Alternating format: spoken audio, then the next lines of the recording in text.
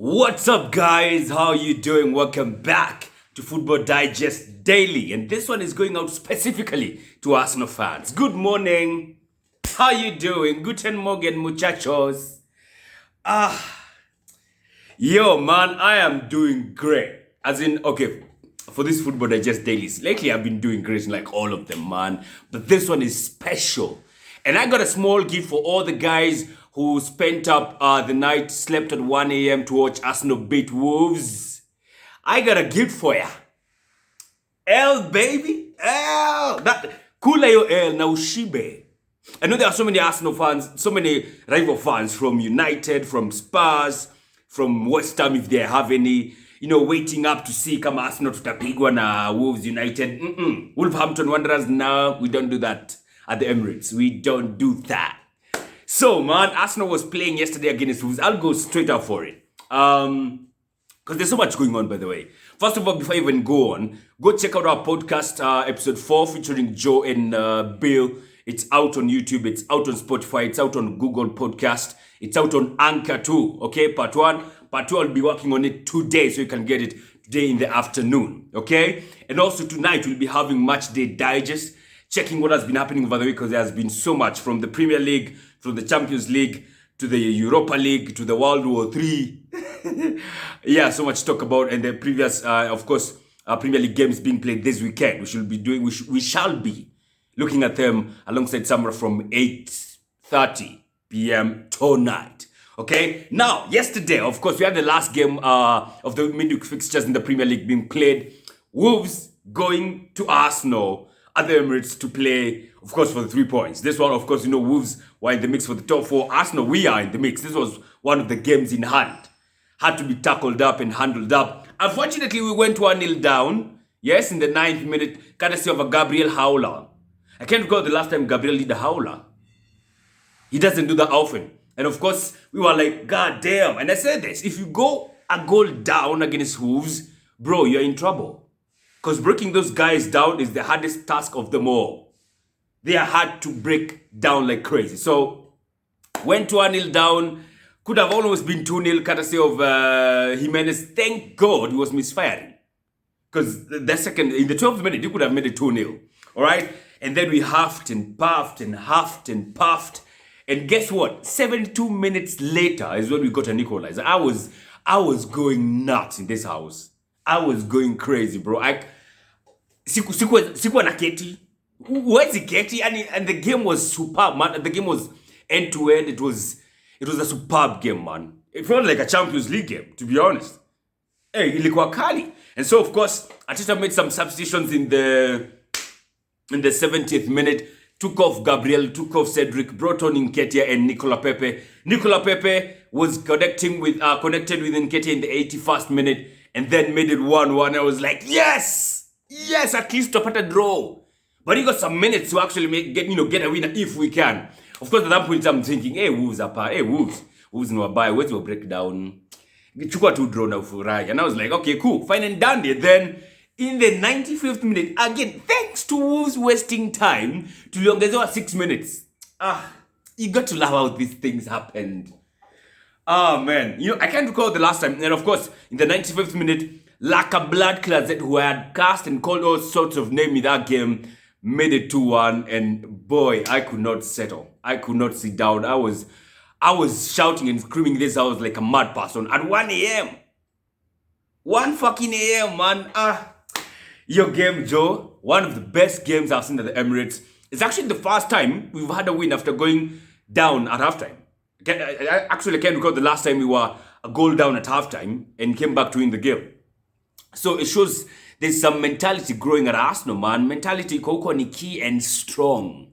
Exactly how you want it, man. Because like I keep telling you, the top 4 fight, man, it's tighter than the title race. There's how many teams going up for it. It's absolutely insane. So this one, you have to be perfect. You don't lose games at home for starters. And that's exactly what we did not do. So, yes, 2-1 win over Wolves, man. Man. As in, there's so much I think I'll say all of this at the Matchday Digest because there's so much I can talk about this game. I just can't get enough of it. I can't get enough. So, we are now 45th. We have 45 points. 5th, 1 point below Manchester United with 2 games in hand over them. So we are going nicely. This weekend, Akuna game, we're just sitting back. Man, we're supposed to be playing Liverpool. They are playing the Carabao Cup final, so another game in hand building up over there. So, interesting, man. What can I say about this game, man? Yo, I got like pointers written down. And of course, this game was giving me that Palace vibe. You recall when we were playing against Palace and Lacazette equalized in the last dying minutes? Yes, gave me those kind of vibes. So yeah, Arsenal 2-1 win over Wolves. Fantastic performance. Man, Odegaard. Xhaka, I think that was one of the best games I've seen Xhaka play. He was fantastic, man. I don't even need to talk about likes of Thomas Partey was brilliant. Saka, Jana, I felt kidogo we were missing Smith Rowe, but it's all fine and dandy, you know, but overall it was a fantastic game. And especially considering that teams like United won against Leeds United. Teams like Spurs lost points against Burnley. They actually got beat. Teams like West Ham drew over the weekend. That is how you capitalize. That is how you take advantage of such mistakes and you move up the table. And that's exactly what we did. Burnley beat Spurs 1-0. And I was like, fucking hell, what the hell? This is actually happening? They actually got beat Spurs. And this one, of course, elicited some crazy comments from Conte, who's seeming like he's thinking twice about his job. Ameona kazi yuko ni mingi sana. He's actually thinking twice. He's saying you'll have to consider his position. You'll have to sit down and talk with Spurs management. Because, you know, they change managers here, but they never change players, and the results don't change. A lot going on right there, man. I'm loving it. And it's actually going up on what we were talking about in episode 3 of the podcast, alongside Kenan, where you're actually saying Conte might walk out on Spurs. And yesterday, Thursday, Wednesday, when he made those comments, you're thinking, oh my God, he might actually just walk out on Spurs. He kazi imekuwa mingi than he expected.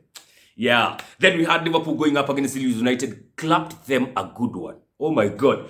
Brilliant goals. Kaile Bauer, Sadio Mane. From Henderson blocking the pass from Melie, going up to Salah, then Salah cutting it for Henderson and him cutting for Mane. Aye. Brilliant goal, man. Van Dijk, free header. No one was marking Van Dijk. How do you not mark Van Dijk? Easiest headers he has scored, I think, in his career, man. 6-0 win for Liverpool leaves them 3 points below Man City with a better goal difference, and they still have to play Man City. Now, I'm telling you, the title race is another one. It's fucking on. The 2 races here. Okay, the 3. We have the title race, we have the top 4 race, and you have the relegation race, or battle if you like, as in itakuwa noma. Speaking of relegation, like I said, Burnley won 1-0 against Spurs, took them off the bottom. They are now 18th in the league standings. 2 games in hand over teams like Newcastle. Actually, they have 3 games in hand in total. Actually, if they win their games in hand, they might go all the way to 14th. Crazy shit. So, again, Watford, they got clapped by, Crystal Palace. 4-1. Niliona hiyo skola nikole ngoja. Niliacha hii game ikiwa 2-1 in favor of Spurs. Walifunga 2 lini? And then I realized Zaha did the thing, man. Zaha scored some beautiful ass goals against his former boss, and they were fantastic. 4-1 for Crystal Palace. Watford maziwa wako na kazi. Roy Hodgson was going against the Crystal Palace that I don't think was playing as this good when he was the manager. I don't think they were this good when he was the manager. Yes. So, yeah, Patrick Vieira is doing the thing there, man. It was superb, especially the Conor Gallagher goal. Oh, god damn. The way he stopped with his right leg and then just wrapped his foot around it. Brilliant. Just like how Zaha did for his second goal. Another brilliant goal. So, man, it was a heavy week. I don't think I've left out any team. We had those 4 games being played. Yes, just those 4 games being played in the midweek fixtures. Yeah, and you know, Partey tunataka kuona some shots on target kidogo. Kuna alikuwa anapata shots maze chance nzuri alafu maze iko wayward. Nika rugby try. But you know what I liked about this game is the fact that we never gave up. Arsenal never gave up, man. We continued going at Wolves. Wolves just sit back and went back to their cocoon and got deeper and deeper into their own half and just they never helped themselves. We totally deserved to win that game. I mean, we had 26 shots in total. Wolves had 6 shots in total. Says everything. All right. Like I said, there's a world war going on. I feel like it's a world war, this one, and just brought about so many things. One, the Champions League final is most likely not going to be happening in Russia. It was supposed to be happening in Russia. Not going to happen. So let's just see how that's going to pop out, man. So it's interesting. Abramovich apparently is going to be banned from coming to England. I mean, he's been having passport issues, so this might not be any news. Ukraine have applied to FIFA and UEFA asking them to ban all Russian teams. We're talking Akina Zenit St. Petersburg. We're talking Russia from participating in the World Cup. It's crazy. Absolutely insane. So this one is one to watch out for. Kenya has been banned by FIFA from taking part in any competitions to do with FIFA. This means even if Kakamega Homeboys win the league, they will not participate in the CAF Champions League. They will not even participate in the Champions League. CAF Confederations Cup. They will not participate in the CAF Champions League. It's crazy. Kenya will not take part in any international fixture. Man, I don't know what the fuck. And I know we were saying Kenyan football management is fucked up to start with. That's why we're in this mess. It's not because the government interfered. The government interfered because the management was fucked up. Okay? So don't blame the government here. Blame the management. Because you can't say, federation is run on its own. Let them do their thing. Sisi will not ingilia. No, bana. Watu walikuwa wafanya mahaula huko. It was about time. Now, the repercussions are heavy and huge, however. So, I don't know, man. There might have to be a middle ground here, because can you imagine not participating in AFCON Championship, AFCON qualifiers, which were supposed to be coming up? Can you imagine Kakamega Homeboys winning the league and then not taking part in the CAF Champions League? Oh, those boys would be devastated. Damn. I feel bad for them.